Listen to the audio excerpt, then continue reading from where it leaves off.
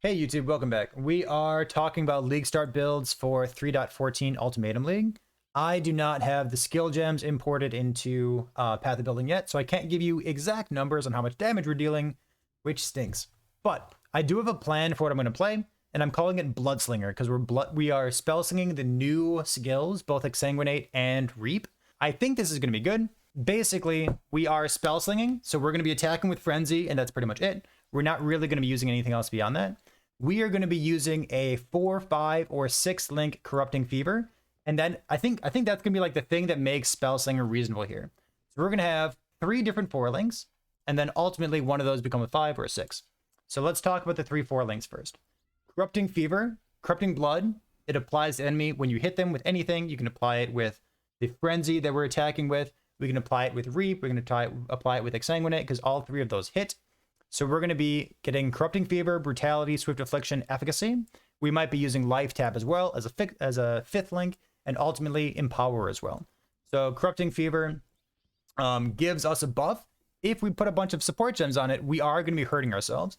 So as long as we continue to spend life on something, which we'll get to in a moment, as long as we continue to spend life on something, Corrupting Fever is kind of like Blood Rage, where we pop it at the beginning of the map, and it costs us like maybe 1500 or 1800 life or so, and then we're going to be regenerating that as we go. But as long as we continue to spend life on something like Frenzy, we only need to use this once per map. So we pop Corrupting Fever at the beginning, it has all these support gems on it, and then we just start attacking enemies with Frenzy. We have 2 other 4 links. We have Spellslinger Reap, and we have Spellslinger Exsanguinate. Brutality has been changed to work on things that don't necessarily hit. So it's also going to be scaling our fizz damage over time from both Reap and from Brutality. Or sorry, from Reap and from Exsanguinate. And then the last gem will be maybe Controlled Destruction, just something that generically scales spell damage in the case of Reap. And then for Exsanguinate, we'll try out using Chain, potentially, as a way to like increase the clear speed. Or for single target, or if we don't need the clear speed, we'll just use something like Swift Affliction. So Reap has a damage over time component that stacks 1 time. It does not stack multiple times.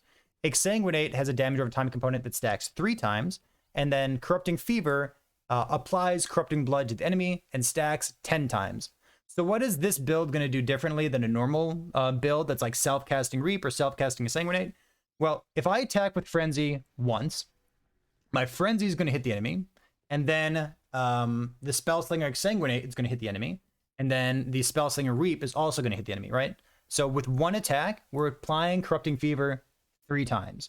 And hopefully that's a good way to stack up Corrupting Fever and use this damage. So that's why I'm planning on 4 or 5, 6 linking Corrupting Fever instead of trying to 6 link one of these Spellslinger things instead. What else that does for us is it means we don't need to pick up any mana reservation on the skill tree. We should be good to go from the very beginning. It also means, on top of that, that as a league starter, because we want a 4 link and a 4 link and a 4 link, this should be very, very easy to map with, right? Like as a league starter, we don't need a 6 link. We don't need like a bunch of sockets or something. We just got 3, 4 links here. Remember an Orb of Binding? An Orb of Binding puts a 4 link on an item. It also alks the item. And that has been introduced as a core drop to PoE.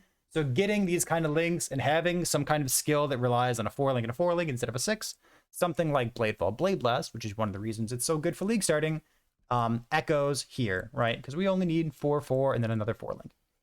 For a mana reservation, we're going to have these Spellslinger stuff, so we're not going to have enough mana left over to go low life or something, because we're not going to have, what do you call it? We're not going to have like Petrified Blood. But with the rest of our mana, because our Frenzy is going to have blood magic on it, it's called Lifetap, we can fit in maybe a Vitality, maybe a War Banner as well. And then the gear that I'm going to be looking for early on is just like generic League Start gear with like life, resistance, movement speed boots. And then important for me will be a +1 Fizz Gems wand, because Corrupting Fever, Exsanguinate, and Reap should all have the Fizz tag on them, and they're all spells, so they scale with gem level. And then just like a bunch of spell damage, because that's going to be how I'm scaling both the hit and the damage over time from these things. What's the skill tree going to look like? This skill tree is yoinked from Lighty. Lighty's been streaming a lot recently, looking at various different characters. He put together a self-cast Reap character. So these are all his items with tier 1 catalyzed life with percent life, and he was planning on going low life, so he's got 9,000 life, and he was going to cut that in half to 4.5, so ignore that. But I think for all the POBs that I've been experimenting with and all the POBs that I've been reviewing from people here in Twitch chat, this is the kind of thing that I think I want to do as well. So we're going to start out as a Trickster.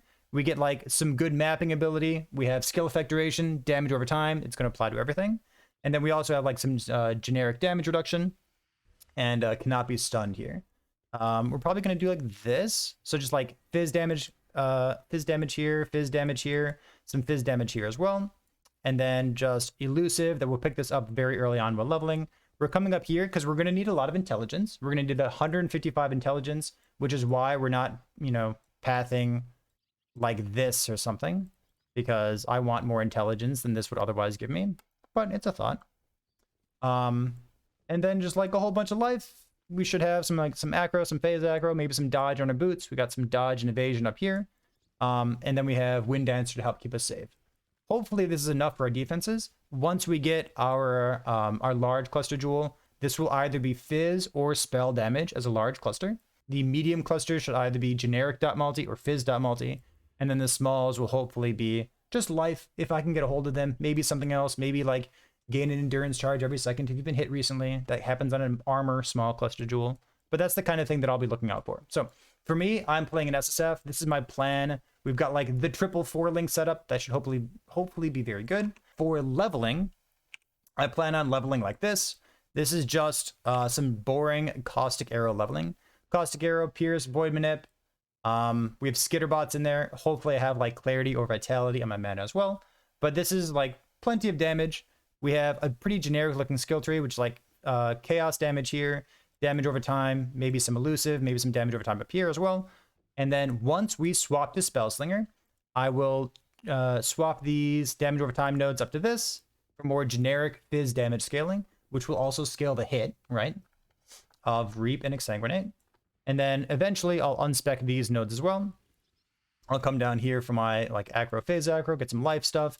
And then I'll come up here for like generic spell damage scaling from Arcanist Dominion. And then just like round out the rest of my like intelligence requirement that I'll need in order to keep leveling up Spellslinger support gem. So that's the plan. The one thing that I will say about this build is like I'm trying to scale both the hit and the damage over time.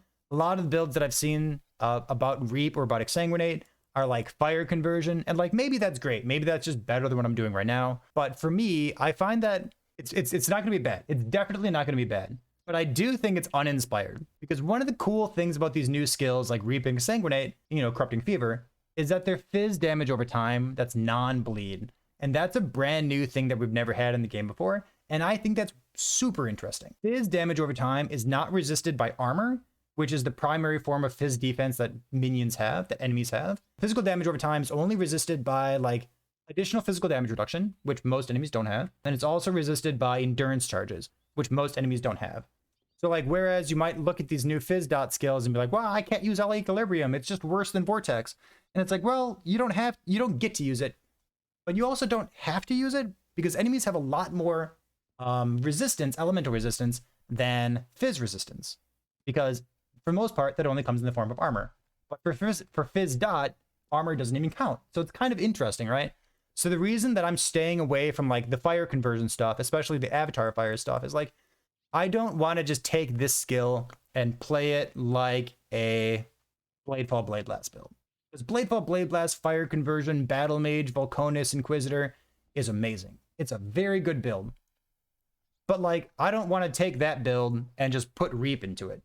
I'd rather, you know, try to explore Reap, try to take advantage of the fizz damage over time, that multi-scaling, and see if we can push it pretty far.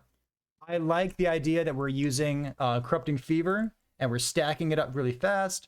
I like that we got Frenzy with Lifetap to make sure that we're spending life to hopefully keep up Corrupting Fever by only casting it once a map. I think it's pretty cool. So we'll see how this goes. I don't know. I don't have the gems imported to POB, but I like the idea, and I like that finally, maybe the first time ever, I have an idea of what build I'm going to play before the league actually starts. So that's pretty good. If you have any ideas about how you are building Reap or Exsanguinate, especially if you're using these new skills without some kind of elemental conversion, I would love to hear what you're up to as well. So I'll let you know in the next couple days how this build starts out for me in SSF softcore, and hopefully it's all good news and smooth sailing.